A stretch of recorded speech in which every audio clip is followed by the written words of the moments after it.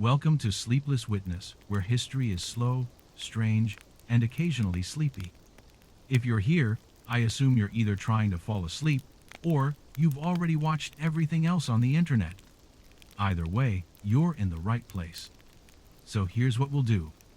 Get comfortable. Loosen your jaw. Let your shoulders sink down. Maybe dim your screen. Maybe pretend the faint hum of your fan is the wind outside a medieval hut. Now, if you enjoy falling asleep to soft, slightly sarcastic storytelling about humanity's worst decisions, hit that subscribe button. It helps the channel and keeps me from having to deliver plague babies for a living. Ready? Let's travel back to a time when giving birth was less miracle of life and more, please survive this one.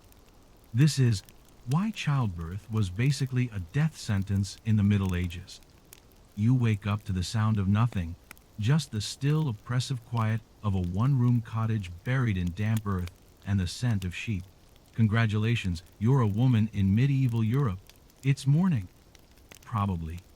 You wouldn't know clocks don't exist, and time is measured in how swollen your ankles feel and whether the bread's still warm. You're 9 months pregnant, which is less a miracle and more a warning. Today might be the day, or tomorrow, or in 3 weeks. No one can tell. There's no ultrasound, no checkups, no one monitoring fetal heart rates. The only thing you know is that something is kicking very hard, and it's probably a baby. Hopefully. You try to sit up. Bad idea. Your back is on strike. Your feet look like boiled turnips, and your joints feel like they were constructed by a sadistic carpenter. But you manage, because you have to. Because in the Middle Ages, pregnancy isn't a condition, it's a job. And your body? That's just company property. You share your bed with a husband, a toddler, 2 chickens, and a vague sense of dread. There's no mattress, just a straw-stuffed sack that smells like mold and effort. You roll off it with the grace of a wounded cow. A draft sneaks through the wall, the baby kicks again. Good morning. Breakfast is a crust of bread dipped in sadness. Maybe a little goat's milk, if the goat felt generous. You can't keep much down these days, which is too bad, because you're eating for 2 and cooking for 7. Your other children are already running around half-dressed, smearing ash on their faces and fighting over the last turnip. You shout something motherly. They ignore you. Life goes on. Your belly aches. You've been told to be grateful. Pregnancy is a blessing, after all. A holy mission. A divine duty. Except no one mentions the divine tends to skip out on Labor Day. There is no midwife in the village anymore. She died. Giving birth. That's right. The woman whose sole job was to help others survive childbirth didn't survive childbirth. Irony isn't invented yet, but if it were, someone would write a hymn about that. Your new helper is Marjorie from 2 houses over. She's attended 1 birth. It was her own. She once saw a lamb born too, so she considers herself qualified. At least, she's clean-ish. You don't know what position the baby is in. You don't know how big it is. You don't know anything. Knowledge is for monks, and monks don't deliver babies. They pray for your soul. Which is helpful, because there's a decent chance your soul is about to be forcibly evicted from your body. The maternal mortality rate is somewhere between alarming and don't ask. In some places, it's estimated 1 in 3 women will die due to complications related to childbirth. 1 in 3. Imagine flipping a coin and getting death. That's giving birth in the Middle Ages. Your best hope is to survive. That's it. Survive. Not thrive. Not heal quickly. Not bond with your baby. Just make it through without bleeding out, getting infected, or having your uterus prolapse like an old sack. No one will stitch you. No one will check your vitals. If the baby gets stuck, they'll push hard. If it still won't come out, they might use a blade. No anesthesia, no antibiotics. Just you, a piece of wood to bite on, and prayers. Lots of prayers. Let's talk about hygiene, or the complete lack thereof. Your birthing chamber is your home. There's no delivery room, no sterilized instruments. The best case scenario is a blanket that hasn't been used to clean pig slop. Most tools are metal. Most metal is rusted. Boiling water is a luxury, and so is soap. You might be bathed in holy water before labor, but that's more about your soul than your body. And once the contractions start, it's too late for cleanliness. The mess is part of the process. Pain relief? That's adorable. The closest thing you get to an epidural is a wooden spoon and someone holding your legs. There are herbs, of course. Mandrake, henbane, poppy milk if you're rich, or your local apothecary hasn't been burned for witchcraft yet. But even then, the doses are unreliable. Too little, and you still scream. Too much, and you die. Pick your poison. Literally. And here comes the fun part. If something goes wrong, and it often does, you'll be blamed.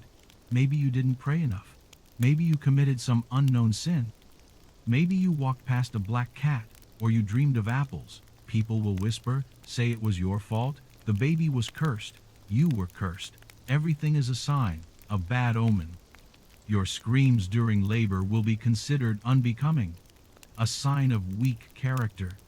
Good women suffer silently, or die silently. Either is fine. After the birth, if you survive, congratulations, you're now officially unclean. That's right. In many parts of medieval Europe, a woman was considered ritually impure after childbirth. You'd be confined for up to 40 days. Not to rest, mind you, but to reflect, to purify, to stay away from the church because your womb just offended God. You'd undergo a churching ceremony later, a kind of spiritual dry cleaning to welcome you back into society, assuming you're still alive. Your baby? Well, if it's alive, that's a start. Infant mortality is so common, most babies aren't even named for weeks. Some aren't baptized until survival seems likely. You'll feed it with whatever milk you can produce, even if you're sick, even if you're bleeding, even if your own body is collapsing. Formula doesn't exist. Wet nurses are for nobility. And even then, some wet nurses were rumored to smother babies they didn't like. Not saying that'll happen, just history. And if the baby dies, you bury it, quietly, probably in the backyard. There's no grief counseling, no ceremony, maybe a wooden cross if you have time, and then you get pregnant again.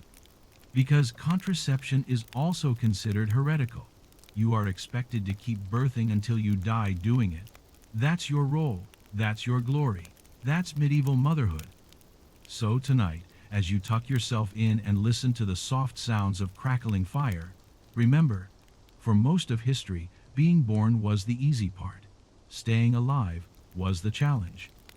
Especially if you happen to be the one doing the birthing. Sleep tight. You're pregnant. Congratulations? Maybe. You don't have a pregnancy test or a doctor's confirmation. All you know is that your monthly bleeding has stopped. You're throwing up every morning, and an old woman sniffed your skin and declared, "It's a boy." Science? Never heard of her. Certainty? That's a luxury for future centuries. Welcome to your medieval pregnancy. You don't get a due date. You don't even know what trimester means. The closest you get to a calendar is the village priest saying, maybe before the next harvest. You just wait, and swell, and pray. Your body is now a public concern. Everyone has opinions. Your neighbor swears you should eat mud for strong bones. The midwife says no salt or your baby will come out angry. Your mother-in-law won't shut up about how her labors were so easy she kept spinning wool during contractions. You eat whatever you can. It's not much. Pottage again. Maybe some stale rye bread. If you're lucky, a turnip. If you're really lucky, a turnip without worms. You crave meat, fruit, or anything that didn't come from a damp sack, but good luck with that. As for prenatal care, that's a hilarious concept. There are no doctors, not for people like you. There's just the local wise woman, who doubles as a herbalist, part-time exorcist, and occasional pig midwife. She checks your belly with her hands. She mutters Latin-sounding words that might be blessings or recipes. You don't ask, you just nod. And then you wait and wait. Your body aches in places you didn't know could ache. You're tired all the time. Your back feels like it's trying to escape from your body. You pee every 5 minutes. You're bloated, itchy, swollen, and the idea of sleep is a joke. told by someone who's never shared a bed with fleas, a goat, and your cousin's screaming baby. You're not glowing, you're surviving. And then, just when you think you've reached the limit of human discomfort, your water breaks. Only, no one calls it that. They say her humors have shifted, or the baby wants out, or just, uh-oh. Panic begins. The midwife is summoned, and she arrives with her tools, a cloth, a knife, a bucket, some string, a bottle of something that smells like rotten pears, and a prayer. The room is dim, not because it's peaceful, but because candles are expensive. There is no epidural, no pain relief, no sterile gloves. There's just you, a dirt floor, and the overwhelming realization that this might be your last day alive. You're laid on the bed, though calling it a bed is generous. It's more of a wooden frame stuffed with straw and regret. There's no pillow, just a folded cloth that smells like every season at once. You grip the edges, you bite your lip, you try not to scream. Because screaming is unladylike, and if you scream too loud, someone might say you're possessed, or dramatic, or a witch. The contractions hit hard. They roll through you like waves made of fire and betrayal. The midwife tells you to breathe, as if that's an option. You want to ask, breathe how exactly? Like I'm not being torn in half? But you don't have time to talk, because something is moving, and it's not gentle. The room fills with women, some to help, some just to watch. Apparently, childbirth is a community event. Great, you're the show, and the ticket price is curiosity. The midwife begins her work. She checks your dilation with fingers stained by onion, soup, and superstition. She nods gravely, as if she knows what she's doing. You doubt it. She once said thunder scares the baby. You're not sure she understands anatomy. Then comes the pushing. Push, they say, like you're just trying to get a stubborn drawer open. Like this is an act of will, not a full-body exorcism. Push harder. Hold your breath. Don't cry. Don't faint. Don't die. Hours pass, or maybe minutes. Time has melted into pain. You hallucinate a little. You think you see a saint or a donkey. You can't tell. The midwife says the baby is stuck. Fantastic. She presses on your belly. Someone lifts your legs. Another woman holds your head. You are now a project, a team effort, a tragic group activity. Finally, the baby emerges. Sort of. It's halfway out, shoulders stuck. The midwife begins to panic. She pulls. Hard. You scream. Loudly. You don't care anymore. You don't care if they call you a witch or a wolf. You scream because something inside you is breaking. And then release. The baby is out. You collapse. You're soaked in sweat and other fluids you don't want to think about. You feel empty, and not in a poetic way, just emptied. The room goes quiet. Then the baby cries, and everyone breathes, except you, because now it's time for the afterbirth. You thought you were done? No, now you have to push again, for the placenta, which no one talks about. But if it doesn't come out, infection, fever, death. You push, again, and again, and again. Eventually, it comes. A wet slap. The midwife inspects it like it's a magic scroll. She says it looks fine. You hope she's right. Now you're truly finished. But you don't get to rest. There are no clean sheets, no soft music, no hospital bracelets, just blood, straw, and silence. Someone hands you your baby. It's red, squirmy, angry, a potato with lungs. You try to feel love, but mostly you feel pain and confusion and terror, because you know what happens next. You either get up tomorrow and start cooking again, or you don't get up at all. You wake up barely. Maybe it's the next morning. Maybe 2 days later. No one told you.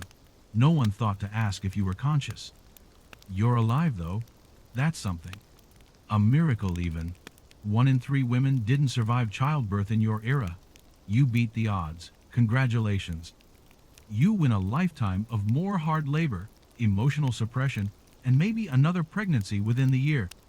The baby is next to you, or rather, on you, swaddled tight like a little loaf of doom. It has no teeth and already demands everything. It's the Middle Ages, so you don't name it yet. Not until you're sure it won't die by sundown. You give it a placeholder name, like small one or that. Breastfeeding begins. It's not a choice. There's no formula. There are no bottles. There's just you, your body, and a baby who has the suction power of a medieval blacksmith's bellows. If you can't produce milk, well, you better find someone who can. A wet nurse. Preferably one who hasn't lost her own baby, because those are the only ones with spare milk. Brutal math, but it's all you've got. Meanwhile, your body is broken. You're leaking from places you didn't know had exits. Your belly is squishy and sore. You might have torn. There are no stitches, just linen, hope, and a cold rag. You're dizzy. You're starving. But there's no chicken soup waiting. There's just broth made from bones and whatever weeds someone thought might balance your humors. Rest? Ha! No. The baby cries. The fire needs tending. Your mother-in-law is already judging how slowly you're moving. She says she birthed twins and milked cows the same day. You want to say, good for you, Judith. But you don't, because you're not in a mood to be burned as a heretic today. The local priest arrives. He's here to bless the baby, and, if necessary, to perform last rites. It's convenient like a spiritual buy one get one.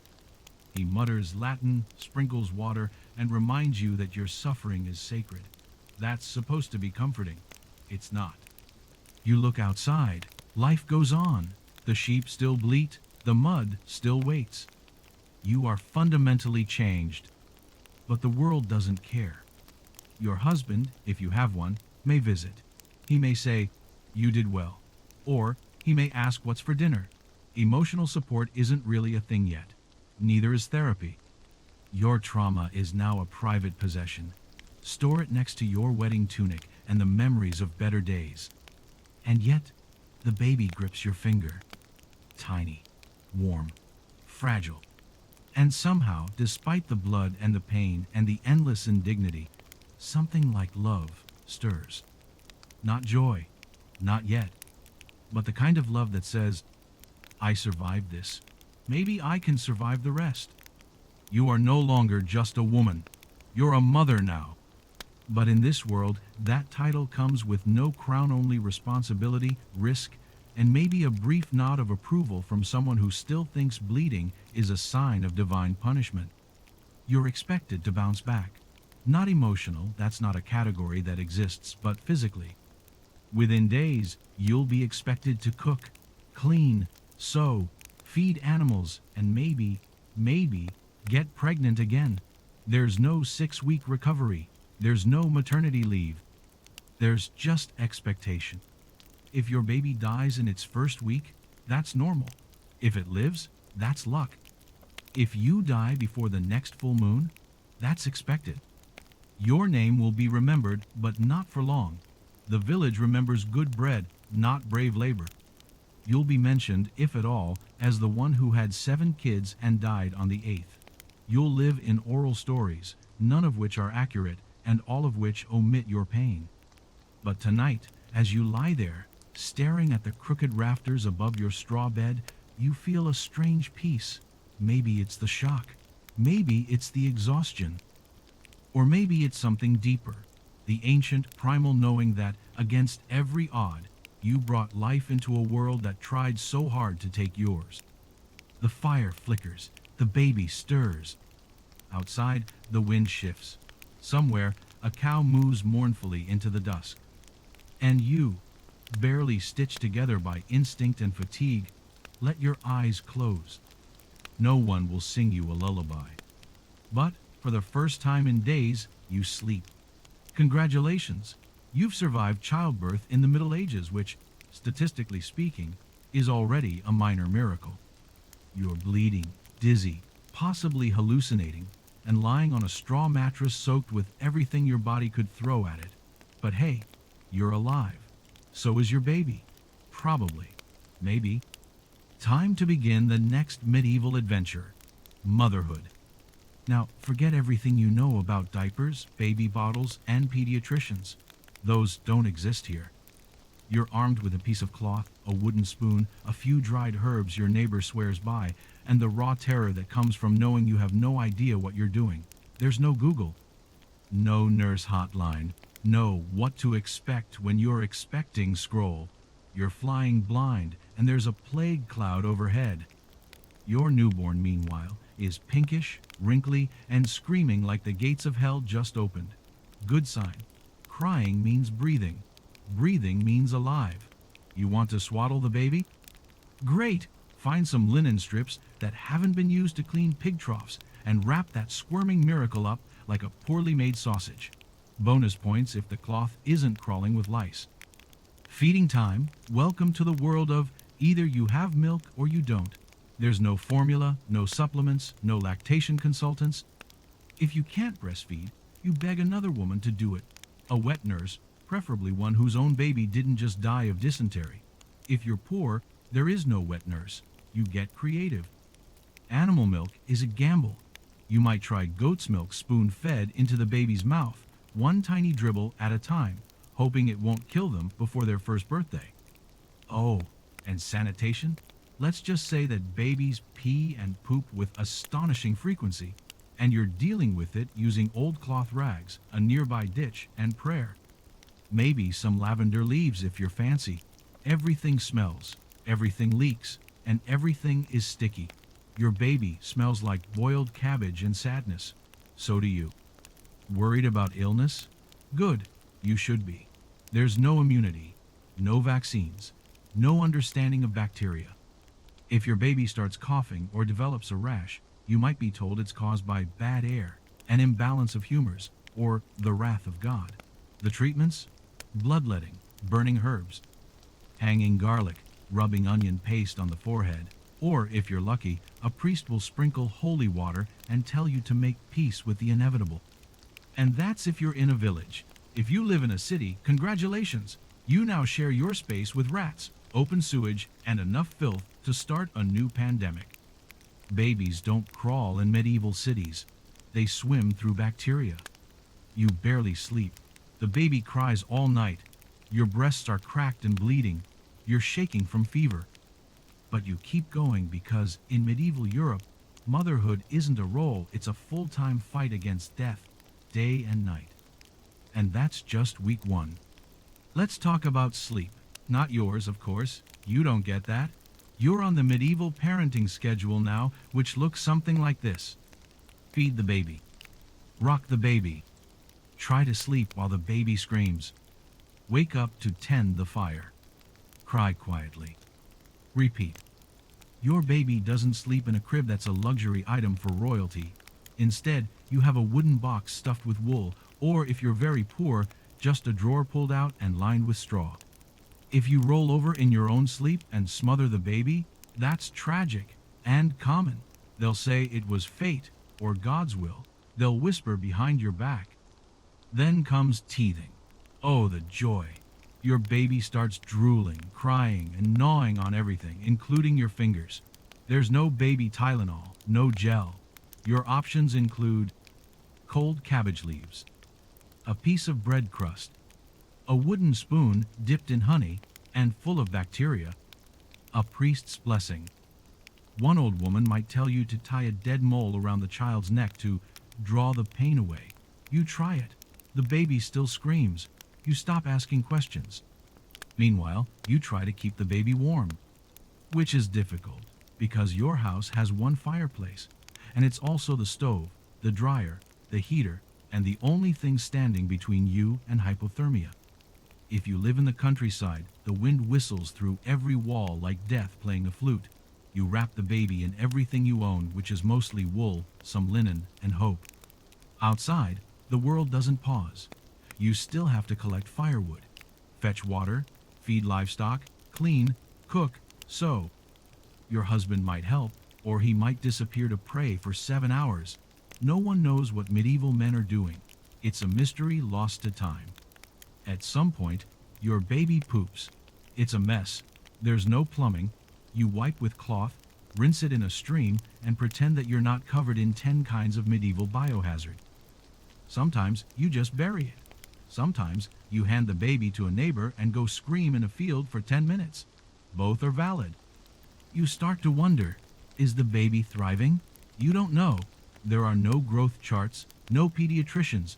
You look at their skin, still pink, breathing, yes, screaming, constantly. That's probably good. Sometimes the baby sleeps peacefully for a few hours, and in those rare, fleeting moments, you stare at their tiny face and wonder what kind of world they'll grow up in. One with more wars, more plagues, fewer teeth, no retirement. But for now, they are yours, soft, helpless, and utterly unaware of the chaos you're juggling just to keep them alive. And as they sleep, you sit beside them exhausted, hungry, probably bleeding somewhere, and you whisper, "Don't die, little one, just don't die." That's your bedtime prayer now. Let's say your baby survives the first month. That's big, huge even. In medieval terms, you're basically raising a champion. You don't get a trophy, just more responsibility and slightly less panic. Next milestone, baptism. Because in the medieval world, a baby that dies unbaptized goes straight to limbo, or hell, depending on the flavor of local theology. So, rain or shine, plague or no plague, you bundle that baby up and haul it to the nearest church. The priest mutters in Latin, anoints the baby with oil, sprinkles water that may or may not be clean, and gives your child a name. You might have already had a name in mind, but now it's official. Usually something like John, Mary, or Agnes. If you were thinking of something more creative, forget it. This isn't the time for innovation. This is the time for survival. Now your baby is real, spiritually insured, ready to face the medieval world or die trying. Let's talk illness again. Your baby develops a cough. People start whispering. Is it just a cold? Or is it the wasting? Maybe child rot? Perhaps cradle plague? You don't know. These are all real terms for vaguely understood, very fatal things. You're advised to try everything. Wrap the baby in warm wool. Burn herbs. Stick a toad under the cradle. Say a chant backwards at midnight. Feed them a broth made from bark and chicken fat. None of this works, but people feel better when they're doing something. The local healer might offer you a potion. It smells like despair and boiled socks. You give it to your baby because there are no options. The baby throws up on you. You nod. That's normal. Through all of this, you still haven't had a real meal or a full night's sleep. Your back hurts. Your eyes twitch. You smell like cheese left out in the sun. And still, somehow, you press on. One day, someone visits, maybe your cousin, maybe a neighbor. She sees the baby, smiles, and says, "Looks strong. Might survive the winter." That's high praise. You smile, politely. Then remember, it's July. Winter is still far away. Survival is still a gamble. And if, heaven forbid, the baby does pass from fever, from starvation, from 100 things you don't understand, there will be no autopsy, no investigation. Just a shallow grave, a quick prayer, and the world turning without a pause.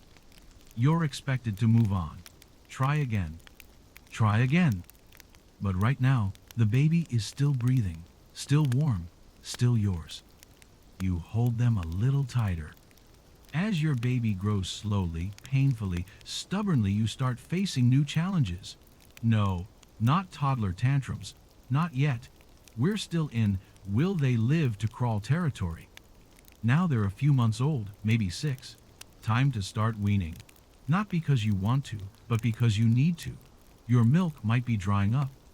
Or maybe you're pregnant again because birth control is a myth and your husband still believes in God's plan more than your uterus.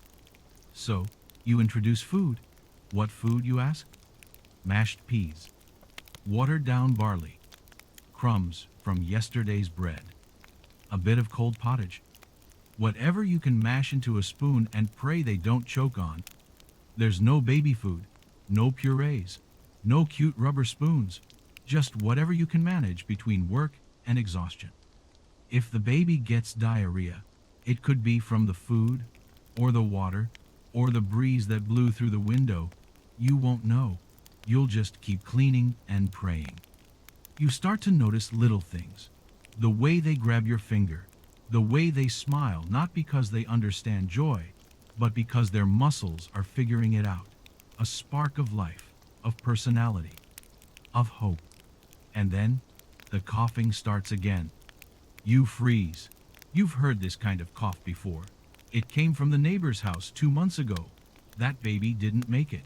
You feel the panic rise in your chest like bile. You try everything. Again, the herbs, the garlic, the prayers. You boil water and breathe in the steam. You sleep with the baby on your chest, hoping your warmth can fight off death itself. And in the dark, while they breathe unevenly against you, you whisper again, "Please, not this one." The next day, they seem better. Not good, but better. Their cough isn't so wet. Their eyes open wider. You cry quietly while pretending you're chopping onions for the soup. No one talks about how scared you were.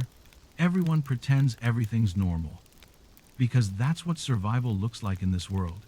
Pretending, smiling when you're scared, laughing when you're tired, patching clothes while you bleed, holding a baby who might not see spring and loving them anyway. And still, somehow, you find small joys. A soft coo, the way your baby clutches your braid, their laugh when you tickle their feet. These moments don't fix the fear, but they balance it. You don't know what tomorrow brings, but for today, the baby is here, alive. And that's enough. As the seasons shift and the sun stretches longer across your wooden floor, your baby begins to sit upright, wobbly at first like a drunk squirrel, but determined. Every movement is a miracle. Every laugh, a rebellion against everything this century wants for them, which, frankly, is a quick and anonymous death. They start making sounds. Not words, not yet, but syllables that make your heart lurch with something that feels like victory. You repeat those sounds back to them like their gospel. Ma, ba, da. In these moments, your baby is not just surviving, they are thriving. Somehow. You celebrate by feeding them something fancy, which, in your case, means warm turnips and slightly less stale bread. You don't have much, but you share everything. Because in the Middle Ages, parenting isn't about toys or screen time. It's about giving everything you are, blood, sweat, years for a chance at the next one. You catch yourself dreaming. Maybe this child will grow up. Maybe they'll walk. Maybe they'll even learn to read, if someone in the village doesn't burn the one book you've seen in your lifetime. Maybe, and this is wild, they won't be a peasant. Maybe they'll escape. But then a messenger rides through town with news. Plague in the next county. People whisper. Doors shut. You tighten your arms around your child and feel the panic settle back in. You've kept them alive through birth, through hunger, through coughs and cold winters. But can you keep them safe from the world itself? You don't know. No one does. But you try. That's motherhood. That's the whole game. You try, again and again. Tonight, the fire crackles. You cradle your baby, now more like a toddler, close to your chest. Their tiny hand rests on your collarbone. You hum something, not a lullaby, just a melody your mother once mumbled while snapping peas. They fall asleep. You stay awake. Not because you want to, but because someone has to. You stare at the ceiling and think, if we make it through this winter, maybe. You never finish the thought. Because even in the Middle Ages, hope is a dangerous, beautiful thing. And right now, you're holding it in your arms. Congratulations! Against all odds, you've managed to survive childbirth in the Middle Ages. You've bled, screamed, probably fainted once or twice, and now you've pushed out a wrinkly, angry-looking little human into a world that's trying just as hard to kill them as it tried to kill you. And while you might expect a moment of rest, perhaps someone gently handing you a cup of clean water or saying, "You did it," this is medieval Europe. What you get is a drafty room, torn muscles, and a pile of soiled rags that someone might rewash and reuse tomorrow. Let's be clear. Postnatal care is not a thing. You're lucky if you're allowed to sit without being handed something to stitch. No one's icing anything. There's no such thing as a lactation consultant or postnatal yoga class. There's just your aching body, a baby who doesn't yet understand that sleep is a good thing, and the looming shadow of churching, a quaint little ceremony where they bless you for surviving childbirth and let you be considered clean enough to come back to society. Why? Because in medieval theology, childbirth made you spiritually dirty. Yes, you. The one who just sacrificed parts of your internal organs for the sake of humanity's future. You're not pure anymore. So you'll be ritually purified, which is just the Middle Ages way of saying, glad you lived, now go sit quietly in the back until the priest says you can mingle with decent people again. And what about your baby? Oh, they're off to a great start. If they haven't died within the first 48 hours, and that's a big if, you now have to keep them alive in a home with no insulation, questionable water, and more bacteria than a modern garbage dump. You'll wrap them up in swaddling cloth so tight they can't move, because everyone believes that if babies move too much, their limbs will grow crooked. You'll breastfeed if you're able, though infections like mastitis can go untreated, and that's assuming you don't develop full-blown sepsis first. If you're not able to breastfeed, don't worry, there are wet nurses. Not always trained or healthy, but they have functioning boobs, and that's qualification enough. The baby sleeps in your bed, which is nice, except for the part where it's also filled with lice, straw mites, and possibly a roaming chicken. You sleep lightly, which is another way of saying you don't sleep at all. Not because of anxiety, but because your infant is trying to cry their way into sainthood. Now, you might think, at least they'll get vaccinated. Oh, how precious. No, they won't. There are no vaccines, no antibiotics, no real doctors unless you're wealthy, and even then it's a gamble. So every sneeze is a potential funeral, and teething isn't a developmental milestone, it's a death threat. Fever? Hope it breaks. Coughing? Maybe it's just a chill. Maybe it's the Black Death. And here's the kicker. Even if your baby survives infancy, they're still facing a brutal childhood. There's no kindergarten, no cartoons, no early learning centers with fuzzy rugs and juice boxes. There's a garden full of thorns, a pig that bites, and a chore list that starts as soon as they can walk. Toys are rocks. Friends are siblings. Education, if they're lucky, is delivered by a priest with poor aim and a stick. Meanwhile, you're expected to return to full productivity. Not in 6 weeks, not after maternity leave. Immediately. Laundry doesn't do itself. Fields won't plow. Bread won't bake, and your husband still expects dinner even though your uterus hasn't finished figuring out where it belongs now. Feeling faint? That's normal. You're losing iron, strength, and hope, but at least you're still here, right? Except surviving one childbirth doesn't mean you're safe. Statistically, you'll give birth to somewhere between 5 and 10 children, mostly because birth control is more mythical than dragons. If you die during the 4th one, the priest will say it was God's will, your neighbors will mutter about how strong you were, and the village midwife will go back to sharpening her bone needle. And if you survive all of them, congratulations. You now have a dozen mouths to feed, and several of them might not even grow up to thank you. There's no guarantee your children will survive into adulthood. There's no guarantee you will survive into adulthood. Remember, you're 27. That's grandmother age. So what's the reward for surviving this far? You might get to live long enough to raise your children, or you might die of an infected splinter, because in the Middle Ages, long life isn't a prize, it's just a longer sentence. Now, let's say you're one of the lucky ones. Not just alive, but relatively healthy, meaning you can stand up without passing out, and your joints haven't given up in protest. You have 2 children, maybe 3, and they've all survived past the age of 5. You start to feel almost secure. Dangerous feeling, that. The problem is, security in the Middle Ages is a lot like soup, mostly imaginary, and if you do have it, it's thin and liable to vanish when someone sneezes too hard. War can break out. Not the Hollywood kind with banners and heroic speeches, more like a bunch of angry men with swords deciding your field now belongs to their lord. One minute you're planting barley, the next you're hiding under your neighbor's pig cart because someone lit your barn on fire. Famine is another treat. One failed harvest, one summer of weird weather, one overly ambitious swarm of locusts, and suddenly you're boiling tree bark to feed your children. If they cry, it's not for toys. It's because they're literally starving.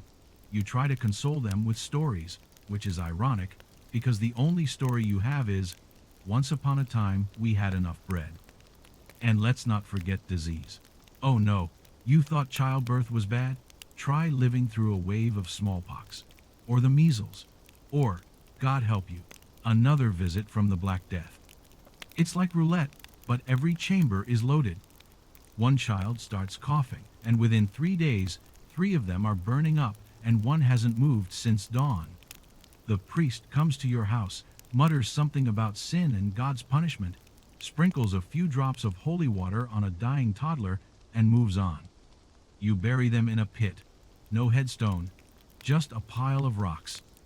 Then you go home, clean your hands with water that's already dirty, and start over. The neighbors don't ask questions. Grief isn't a conversation, it's a condition, like arthritis or hunger. You carry it quietly, because what else is there to do? Now imagine trying to protect your children from the world with, what, exactly? You can't read. There are no books in your house, no medicine, no police, no child protective services. Your best defense is superstition and maybe a soup recipe your grandmother swore by. If your kid misbehaves, you don't send them to their room.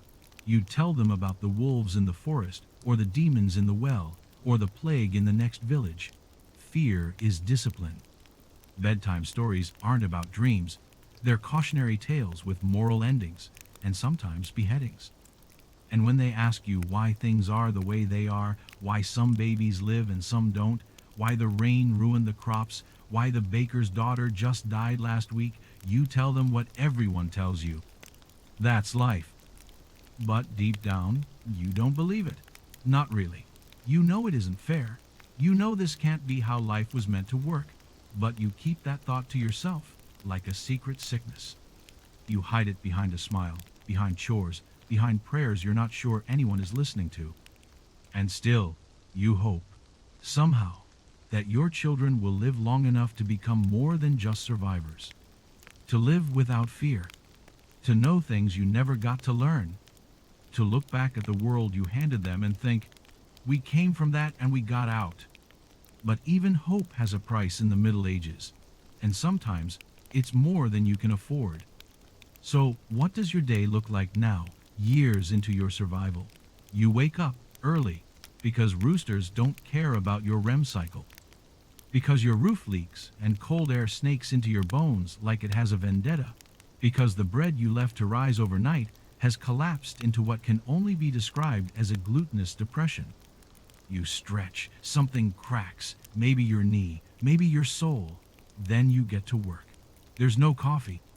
Just water, hopefully, not from the same barrel the rats found last night, and a piece of last week's bread that you toast by holding it vaguely near the fire.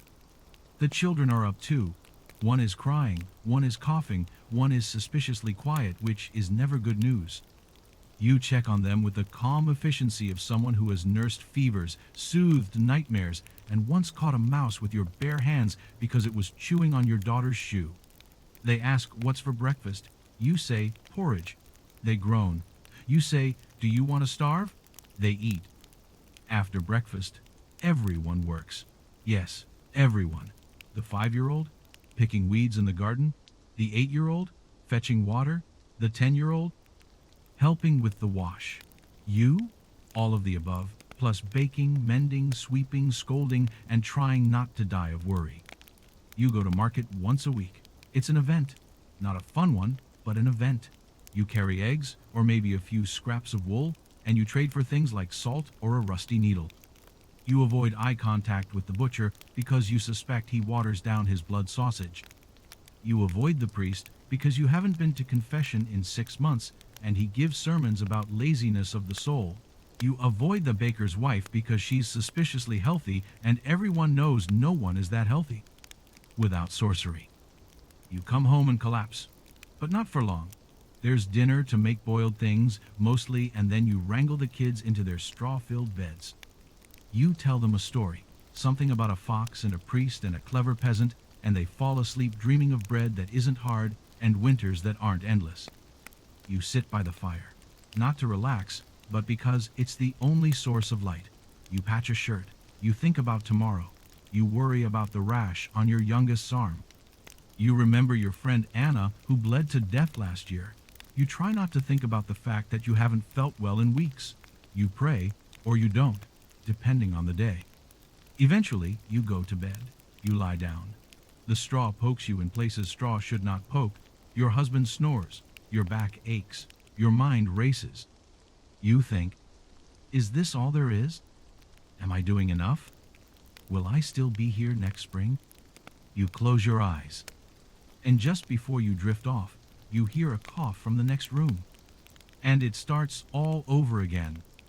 Sometimes in the rare quiet moments when the fire burns evenly, the wind isn't howling, and no one in the house is bleeding, you think about what your life might have been if you were born somewhere else. Or someone else.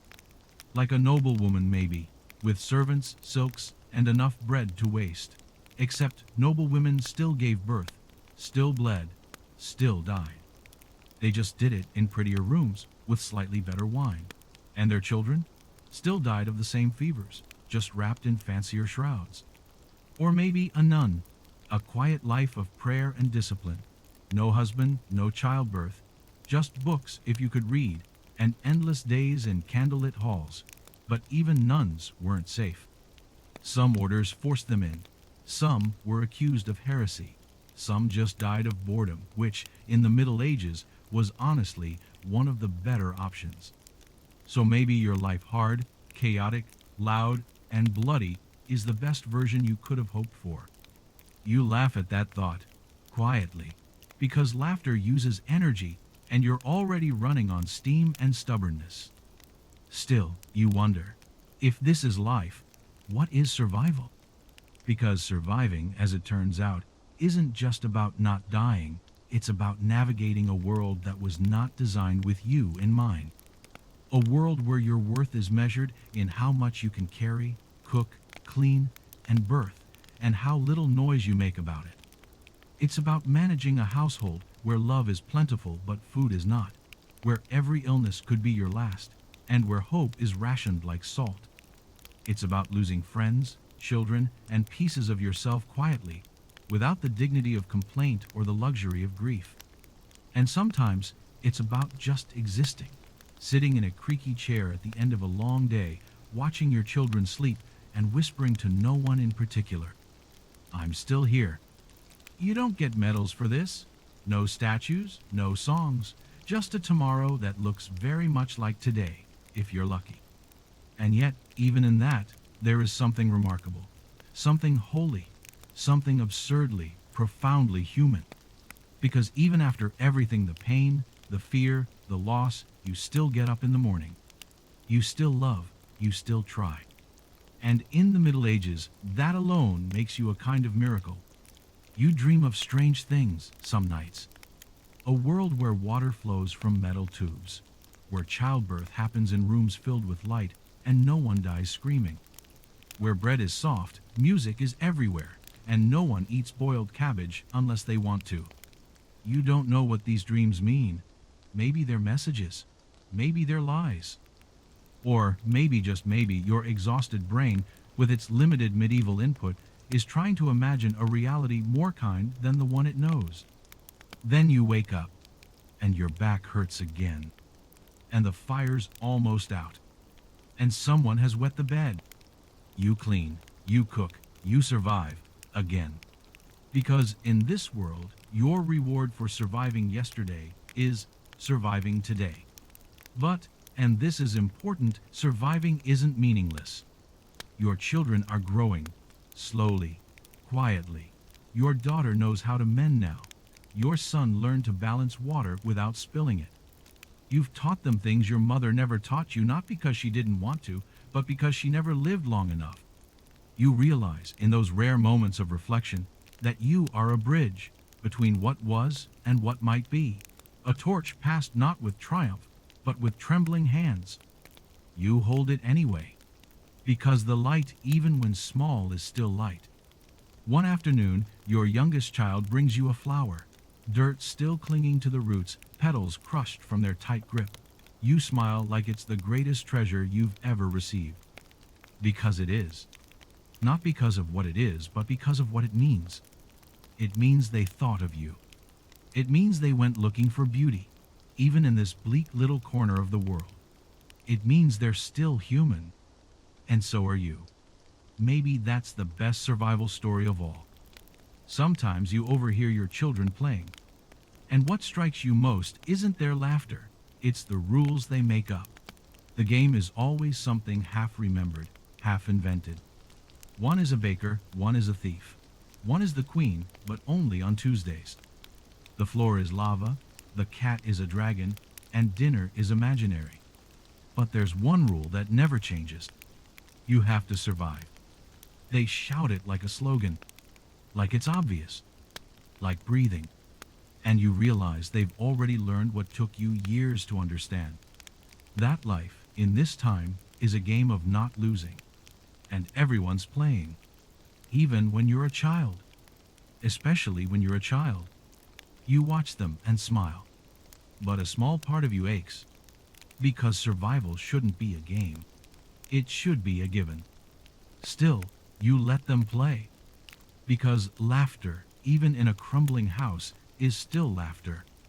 And if they can find joy in this, if they can invent dragons and kingdoms out of firewood and mud, maybe they'll survive this world better than you ever did.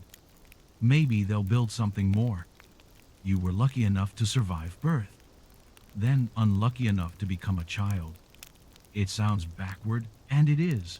But in the Middle Ages, childhood was not the beginning of innocence. It was the beginning of labor, of fear, of dying in new, creative ways. Let's start with the basics. You are 3 years old. You don't have a favorite toy, unless you count a rock shaped vaguely like a duck. You don't have a birthday party, unless someone accidentally remembers the day you appeared. What you do have is a collection of bruises, a permanent layer of filth, and a vague understanding that rats are not friends. You're not spoken to like a child. You're spoken at like a cow that wandered into the house again. Out. Sit. Don't touch that, you'll die. Your job is to not break things, not cry too loudly, and if you're old enough, hold the bucket still when your mother empties the chamber pot. You do this badly. She doesn't get mad. She's too tired. At age 5, you learn your first profession. Assistant.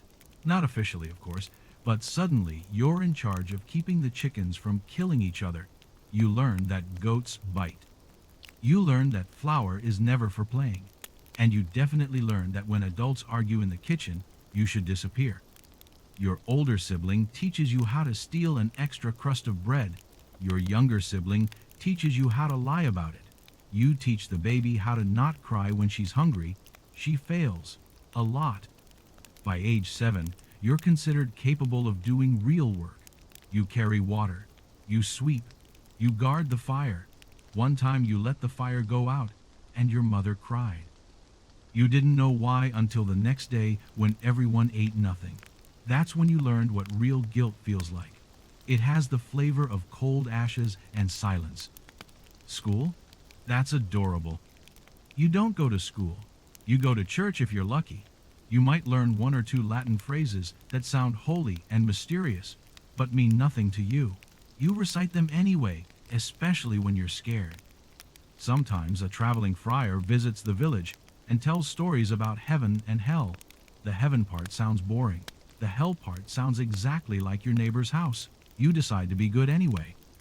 You don't have friends. You have co-survivors. You don't play tag. You play don't step in the waste ditch. You don't have toys. You have tools. And if you lose them, your father hits you with the handle. You do laugh, though, strangely, at dumb things like the pig that sneezed and scared the cat, or the way your sister sings off-key. Laughter becomes currency. a moment of joy, a crack in the wall, and then you turn 10. And the real fun begins. By age 10, you're not really a child anymore. Not by medieval standards. You are, legally speaking, small labor with questionable hygiene.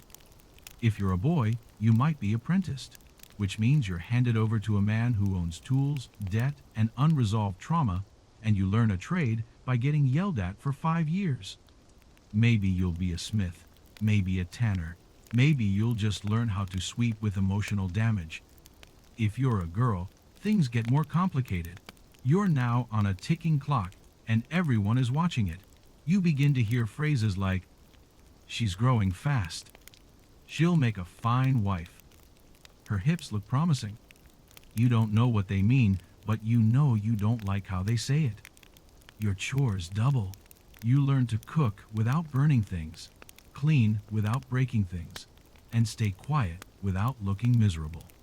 You are expected to help birth animals and comfort crying children, even when you're still basically a child yourself. No one asks if you're tired. No one asks if you're happy. The only thing that matters is that you are useful, and you are not a burden. You learn to read faces, not books. You learn when your father's silence means rage, and when it just means thinking. You learn the difference between your mother's tired and her scared. One day, a boy in the village throws a frog at you. You don't scream, you just throw it back. Everyone laughs. You're called spirited. That word follows you for years, and not in a good way. You overhear things you shouldn't. You understand things you shouldn't. And somewhere between feeding chickens and pretending not to notice your mother's crying, you realize childhood wasn't built for you.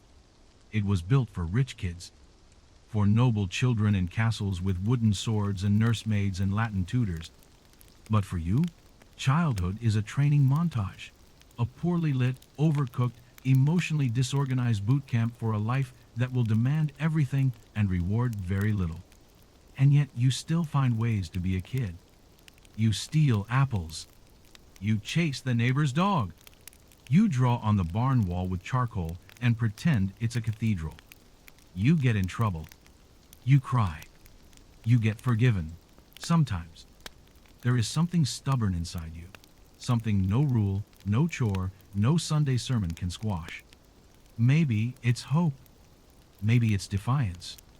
Maybe it's just your brain trying to invent joy where none was scheduled. Whatever it is, it keeps you going. Even when the winters are hard. Even when your shoes are made of hope and regret. Even when you start to wonder if this is all there is. You laugh anyway. Because the pig is still sneezing. And your sister still sings off key. And for one moment, that's enough. When you turn 12, everything changes. Not in a magical coming-of-age kind of way, more like being thrown into the adult world without warning, armor, or a proper map. You still feel like a child. But everyone around you has decided you're not.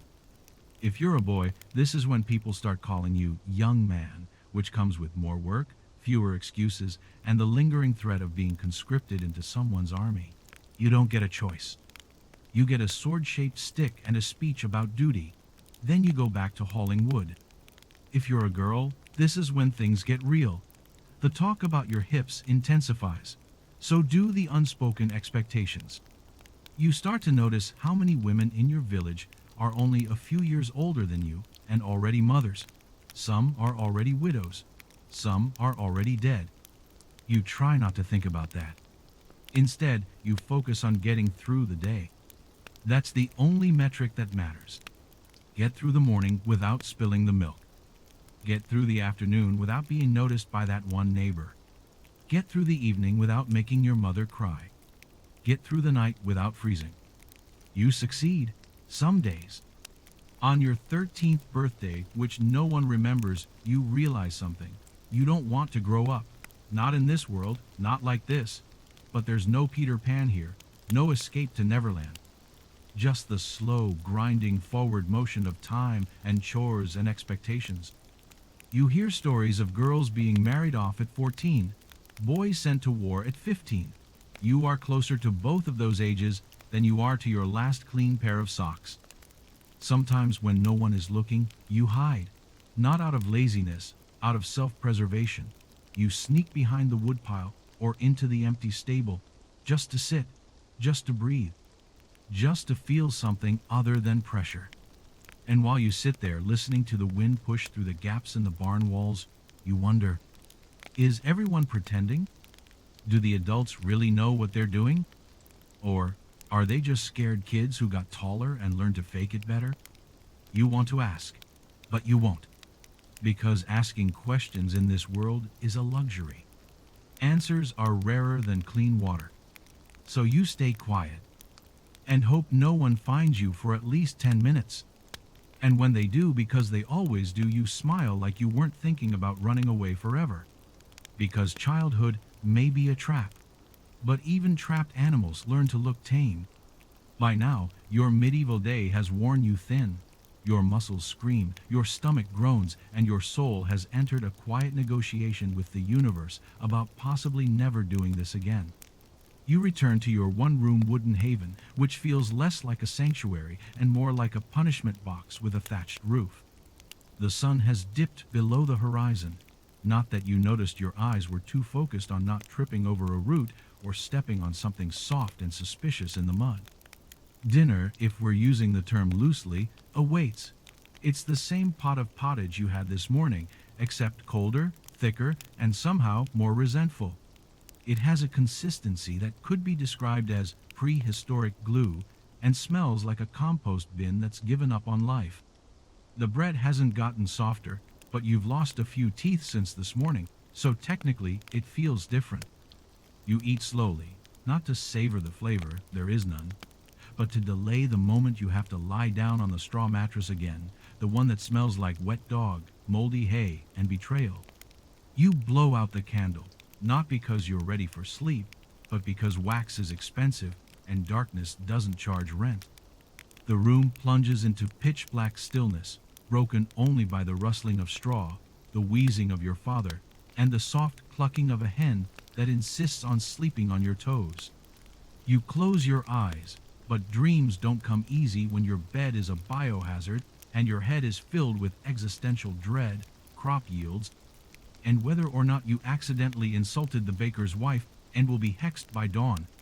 Just as you start drifting into something resembling rest, a distant bell rings. Not the sweet sound of bedtime or salvation, but the kind of bell that means someone important has died, a fire has started, or someone found a rat in the grain silo again.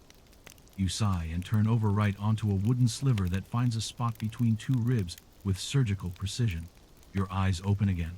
Welcome back to consciousness. Maybe in a few hours, sleep will come. Maybe you'll dream of things you've never seen: clean water, dry socks, a pillow made of something that doesn't squirm. Or maybe you'll dream of your own funeral, which honestly sounds peaceful. No work, no chores, just eternal rest and no more cabbage soup. But until then, you lay there counting chickens, roof drips, and the number of times your sibling talks in their sleep about goats. And so ends another day in the Middle Ages, a time when survival was your main hobby, hope was a rumor, and everyone just kind of agreed that this was the best it could get. But somehow, through the rot and the rashes, people kept going. They believed in saints and stars, in luck and livestock. They found comfort in routines, in prayers, in a neighbor's nod that meant, "You're still here too." And that, oddly enough, might be the real miracle of the medieval world, not the plagues or the princes, but the persistence of ordinary people living extraordinarily difficult lives, with no indoor plumbing, and absolutely no concept of a day off. Sleep well. Imagine somehow you've made it through birth, infancy, childhood plagues, questionable mushrooms, your cousin's healing leeches, and 3 near starvations. That alone qualifies you for a parade. Parades existed and weren't mostly just excuses to throw rotten turnips at each other. You are now, by medieval standards, an elder. Which means you're about 37, maybe 40, if you drank enough ale to kill off the germs, but not enough to kill off your liver. Your joints creak like the church door in winter. Your teeth are more of a fond memory than a functional asset. And yet you rise with the sun because that's what you've always done. You don't ask why. You just do. That's the rhythm of survival routine without reflection, endurance without reward. Your children, those who survived, are grownish. They help tend the land, chase away wolves, and hopefully inherit your hard-earned collection of mildly sharp sticks and one good blanket. You look at them and see hope, or at least the continuation of effort. No one here dreams of glory. You dream of slightly better grain yields, a winter without foot rot, maybe a feast day where the stew doesn't fight back. Every ache in your bones is a badge, every scar a lesson. That burn on your hand? That was the time you tried to move the iron cauldron too early. The line across your forearm? A youthful disagreement with a particularly territorial goose. Each mark is a story, and each story is worth telling if anyone had the luxury to listen. And you do talk. Around fires, at the well, to travelers who pass through, dusty and wide-eyed, asking for directions to places that may or may not exist. You tell them what you know, that the river sometimes floods, that the forest sometimes whispers, and that if someone offers you mead that smells like cabbage, run. But mostly you live quietly. You mend, you grind grain, you cough a little more than you'd like. You nod at neighbors, trade gossip for eggs, and teach younger ones the important things like which berries won't kill you and how to pretend you're praying when you're actually just resting your eyes. And when illness does come, and it always does, you don't panic. You've seen worse. You wrap yourself in wool, drink broth if there's any left, and whisper a few words to saints who specialize in boils, fevers, or just generally not dying.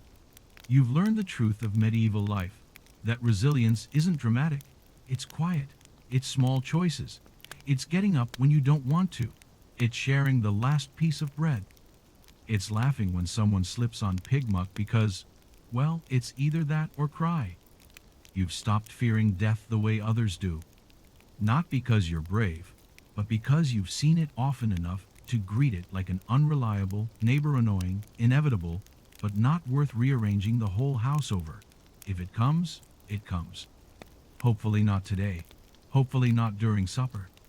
Sometimes you sit by the fire, what little there is of it, and think about the world beyond your village. You've heard stories, of course, of cities where buildings are taller than trees and streets are paved with stone, not mud. Of ships that cross oceans to find lands filled with gold, spices, or people who don't know what bread is. It all sounds like fairy tales. Probably is, but they make for good stories, and in your world, good stories are more valuable than gold. You remember when a monk passed through, years ago. He carried books, actual books, and spoke in a voice that sounded like he was constantly reciting scripture or sneezing. He told tales of ancient empires, of men in togas arguing about philosophy and plumbing. You didn't understand half of what he said, but you nodded a lot and gave him turnips. He gave you a scrap of parchment with something written on it. You couldn't read it, but it looked official. You still keep it under your mattress, just in case it's a treasure map or a recipe for better soup. On clear nights, when the sky isn't covered in fog, smoke, or existential dread, you look up at the stars.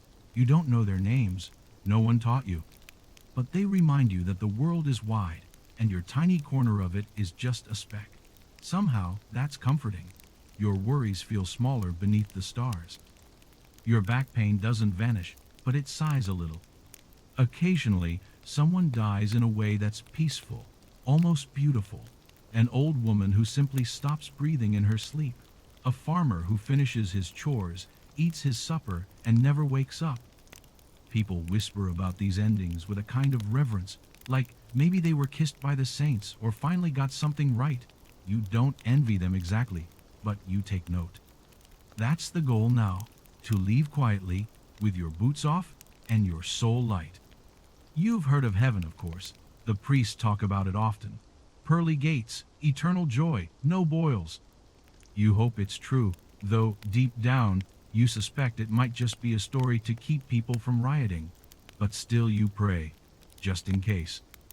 It costs nothing, and sometimes the rhythm of words soothes you more than the meaning. And so, you keep going. Not because life is easy, not because you're particularly strong, but because stopping seems worse. Because even in all its absurdity and hardship, life still offers small shining moments. A warm patch of sun, a child's laugh, bread that doesn't break a tooth. You've outlived plagues, famine, and one really angry rooster. You've earned the right to sit a little longer, sigh a little louder, and smile when someone younger asks if the world has always been this hard. You tell them the truth. Yes, but we've always found ways to laugh anyway. One morning, a traveling merchant passes through your village. He brings with him trinkets, cloth dyed in colors you've never seen, and stories of kingdoms where people eat 3 meals a day every day.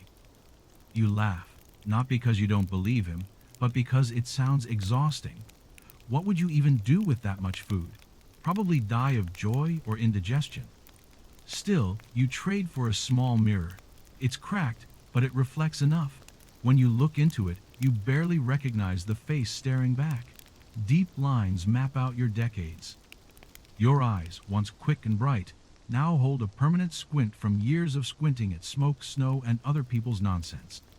But there's something in your gaze that wasn't there before, something like peace. Or maybe you've just finally gone a bit deaf, and the silence is lovely.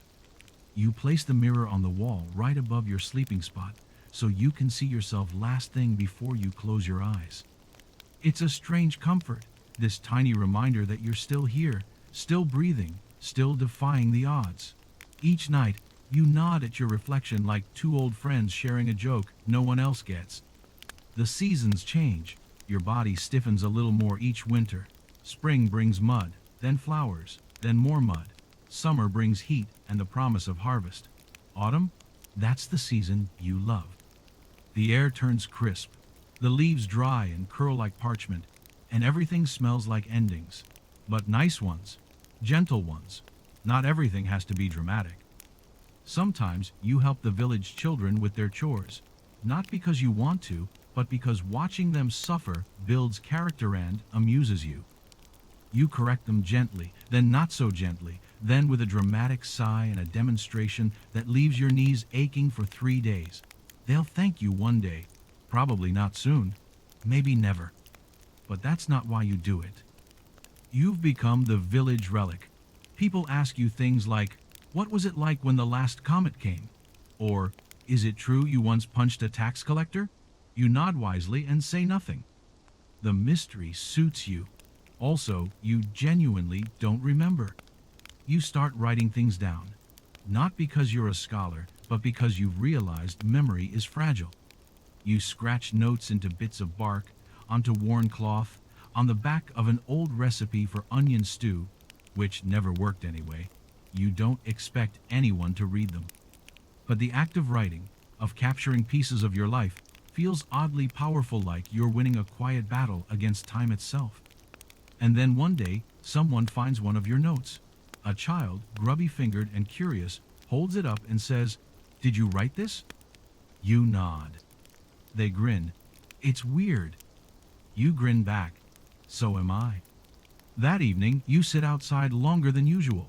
The sky is that rare shade of purple-gray that makes the clouds look like they're considering an apology. Chickens peck around your feet. Somewhere, someone is burning something they probably shouldn't be, and it smells like cabbage mixed with sin. You sip something warm from a wooden cup. Maybe it's tea, maybe it's boiled ditch water with herbs. Either way, it does the job. A neighbor waves. You wave back. You don't need to say much. After this many years, conversations shrink to nods, grunts, and occasionally throwing a shoe in someone's direction. It's efficient. It's honest. It's all you need. You remember someone telling you once that time moves faster as you get older. They were right. Days vanish. So do faces. You blink and a decade slips through the cracks in your floorboards. But there are still moments that stretch the way sunlight filters through the cracks in the barn roof. The sound of bread crust cracking when it's still warm. The rare luxury of silence when nobody's coughing, yelling, or delivering bad news. You begin to sleep more during the day. Not from laziness, just from life. Your body seems to prefer naps over tasks. You tell people you're meditating, which is a fancy way of saying dozing while trying not to drool. And the dreams you have? They're not of kings or battles or glory. They're of the little things. The smell of your mother's apron, the exact sound of rain on your childhood roof. That one time someone gave you a plum, and you didn't even have to share it. You dream of a world without drafts, both the cold kind and the war kind. A world with soft beds and socks that match. A world where no one has to eat soup with a stick because all the spoons were melted down for weapons. You wake up with a strange feeling, not dread, not exactly joy either, just awareness that you're still here, that tomorrow will come, and you'll wake up and do it all again. Feed the chickens, yell at the goat, pretend your knees don't sound like a haunted door hinge, and somehow you're okay with that. You've made peace with the absurdity of it all, with the way life stretches and snaps, softens and stings. You no longer need everything to make sense. You just need it to keep going long enough for one more laugh, one more loaf of bread, one more story whispered to a child who still thinks you might be a wizard. Maybe you are. After all, you've survived this long, in this time, without a mattress or a therapist. That's a kind of magic, isn't it? At some point, you stop keeping track of how many winters you've seen. The years blur together like poorly written prayers or the mush the healer insists on calling stew. You know the solstice, by the way, the light shifts across your wall, not by counting days. You measure time in stories know in how many times you've told them, how many times someone new has laughed at the same old punchlines. And when people ask, as they always do, how have you lived so long? You smile and say, I stopped worrying about it. Because it's true. The secret to surviving isn't strength. It's not luck. It's not even clean water, though. That certainly helps. It's letting go of the idea that life owes you anything at all. You learn to embrace the small mercies. A roof that doesn't leak too much. A fever that breaks. A friend who comes back from market with news instead of gossip. You find joy in the repetition, in the rituals. Not because they're sacred, but because they're yours. And on nights when your breath feels a little shorter and your bones whisper a little louder, you sit quietly by the hearth, listening to the fire tell its own stories. It crackles and spits and hums a language older than words, familiar and forgiving. Sometimes you think about all the things you'll never know, what the world looks like beyond the sea, whether dragons were real or just really angry lizards. If the stars are candles lit by angels or just holes poked in a dark sky. You think about how you'll never know the answers and how that's perfectly fine. Because in the end, you've had enough answers. You've lived, lost, laughed, and somehow found a way to do it all again. And if that's not enough, well, nothing ever is. You pull your blanket tighter around your shoulders. The fire is low now, just embers. The room is quiet, save for the wind nudging the door like a child wanting one last story. But tonight, the stories are done. You close your eyes, not in fear, not in pain, but in peace. Because here, in this small, strange life, you did more than survive. You witnessed. That night, before sleep finds you, you do what you always do. You check the fire still breathing, barely. You poke it with the old iron rod that's more rust than metal now, not because the flames need it, but because you do. Ritual is everything. Even if it's just one slow jab and a grunt, that means good enough. You fold your blanket once, twice, and then ruin all that order by tossing it over yourself like a defeated tent. You lay back, hands on your chest like a knight awaiting burial, though your thoughts are far from noble. Mostly, you're wondering if the goat's going to break into the pantry again tonight. Outside, the wind picks up, brushing against the wooden slats like a lover who's not quite sure they're still wanted. You listen, not to the sound itself, but to the silence between it. That's the part that soothes you, the pauses, the space where nothing happens, where the world catches its breath. And then there's a knock, soft, hesitant. You open one eye and groan. It's the neighbor's boy, the one with more questions than manners. He tiptoes in, clutching something in his hand. "I found another one of your notes," he says, breathless. You sigh. "You didn't eat it this time, did you?" He shakes his head. "I read it, sort of." You raise an eyebrow. "And?" He stares at you like you're the last candle in a dark room. "Were you really there when the king lost his pants in the river?" You smile. "I witnessed many things, boy. That was just one of the better ones." He giggles and scurries off. You close your eyes again. You don't need thanks. You don't need statues or songs. You just need these moments quiet, absurd, true. And as sleep finally tugs you under, you hear the world outside continue its slow, ridiculous spinning. But for now, in this warm little pocket of history, you rest. You've said what mattered. You've seen enough. You are the sleepless witness. And now, you sleep. There are nights when the world doesn't feel real. Not frightening, not even strange, just soft around the edges, like a dream you forgot to wake up from. Tonight is one of those nights. You lie on your back, the straw mattress creaking under your weight, though it's more memory than discomfort by now. The roof above you moans gently in the wind, and somewhere outside, an owl makes a sound so bored it could pass for wisdom. Your joints ache, but they ache like old songs, familiar, rhythmic, almost comforting. In the corner of the room, the fire has long since gone to sleep. Only a faint red glow remains, like the last breath of a story. You don't bother relighting it. Not tonight. Tonight, the cold feels deserved. Honest. You don't think about what you've done or what you've missed. You don't wonder who you might have been. You're not a hero or a fool. You're just someone who stayed long enough to remember. And that, you've decided, is more than enough. You hear the slow creak of wood expanding in the night, like your house is sighing with you. You let your breath follow its rhythm. In, out, in, out. The silence isn't empty. It's full of things not said, full of memories not loud enough to wake you, but strong enough to hold you gently as you drift. You think of faces you haven't seen in years, some gone, some simply far. You don't try to name them, just let them float past, like lanterns on a river. Each breath takes you a little further. Each exhale is a door closing behind you softly. You do not worry. You do not resist. You are not leaving. You're just resting. You are not a page in history. You are the space between the pages, where the reader lingers. You are not a legend. You are the pause after the punchline. And tonight, you are tired in the best possible way. You shift slightly, and the blanket slides off your shoulder. You don't pull it back.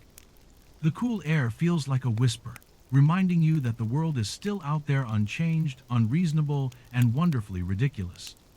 You smile faintly, not because of any one memory, just because the silence is kind tonight. It asks for nothing. No one needs you to speak. No one expects you to teach. No one is waiting for an answer. And that in itself is peace. Outside, a breeze tiptoes through the shutters. It smells faintly of hay, old wood, and the ghost of rain. You think briefly of younger days when sleep was something you outran, when nights were for mischief and mornings were inconvenient. Now, sleep is a friend that comes without knocking, and you always leave the door open. Your thoughts, if they can still be called that, wander without urgency. What did you forget today? Does it matter? You'll forget again tomorrow anyway, and that's almost comforting. There's something sacred about not needing to remember. You think, maybe, this is what freedom looks like. Not movement, not choice, just the quiet permission to be still, to breathe, to be a creature made of stories and aches and tea-stained moments. You are not in the past. You are not in the future. You are somewhere softer, somewhere between the final word of a prayer and the first blink of a dream. And in that space, everything is enough. You begin to forget the shape of the ceiling. It fades as your eyelids drift lower. The lines of the world blur not in fear, but in surrender. Your mind floats, not upward, not away, just sideways. You think of water, still water, the kind that reflects stars too clearly to be real.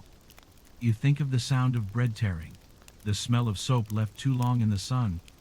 You think of hands wrinkled, rough or warm, ones that held you, ones that let go. But none of it asks for your attention. Memories visit without knocking and leave without a trace. Your chest rises, falls. The blanket feels heavier now, like sleep has climbed in beside you. You don't fight it. You wouldn't, even if you could. Out the window, a moth flutters against the glass once, twice, then gives up. Even the insects are tired. And the world, in all its ancient aching beauty, goes on. But you are still. You are the eye in its storm, the hush in its hymn, the breath that pauses, not because it must, but because it can. Tonight, no one asks for your wisdom.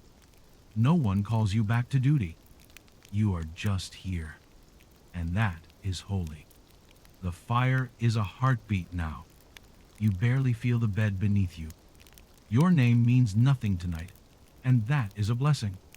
Because sometimes the kindest thing the world can give you is silence. Your thoughts are no longer sentences.